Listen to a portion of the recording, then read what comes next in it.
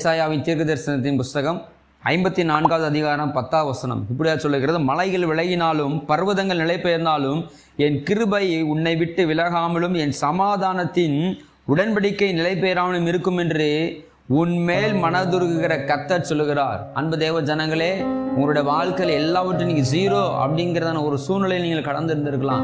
வாழ்க்கை நீங்கள் எல்லாவற்றையும் நீங்கள் இழந்து போயிருந்திருக்கலாம். ஆண்டவரே, என் வாழ்க்கையில் இருக்கிற வேலையை நான் இழந்துட்டேன், நான் படிக்கதான படிப்பை நான் இழந்துட்டேன் அப்படி சொல்லி எல்லாவற்றையும் நீங்கள் இழந்து போய் நிற்கலாம். நான் ஆண்டவர் சொல்லுகிறார், தேவனுடைய கிருபை உங்கள் மேலே இருக்கு.